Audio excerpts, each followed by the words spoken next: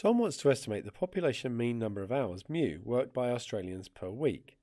He takes a random sample of 400 workers and determines a 99% confidence interval for mu. The upper limit of the interval is 40.62 hours and the width of the interval is 1.08. Determine the sample mean for the sample of 400 workers.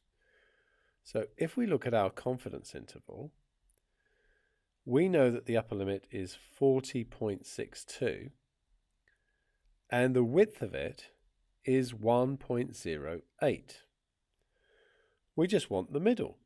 So all we've got to do is 40.62 take away half of this, which is 0.54. So it's just 40.62 take away 0.54, giving us 40.08 as the mean. Calculate correct to 0.01 hours the sample standard deviation for the sample of 400 workers. Okay, so that's going to be to do with the width of the confidence interval. Think about how you construct a confidence interval.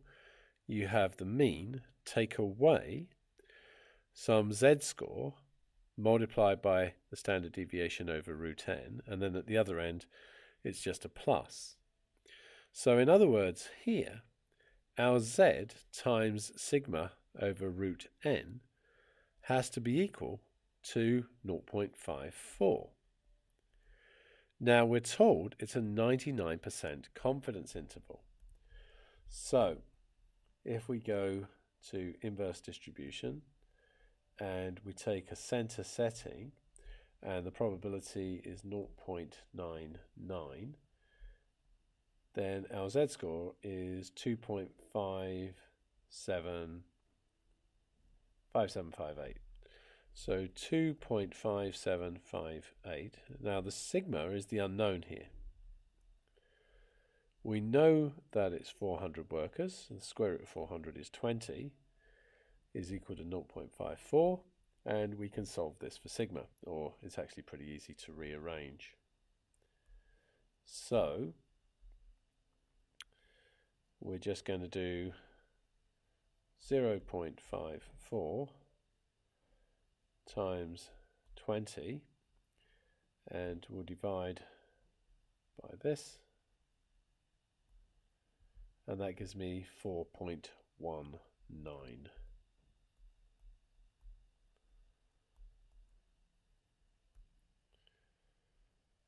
Now, two of Tom's colleagues, Anya and Sam, each take different random samples of size 400 and similarly determine 99% confidence intervals, as we can see here.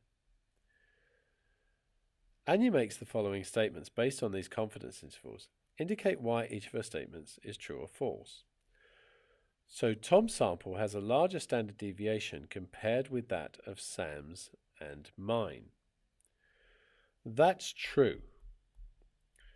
We can see that the confidence interval is wider, and since they all took the same size samples, the only way that can be the case is they also used the same accuracy of confidence interval.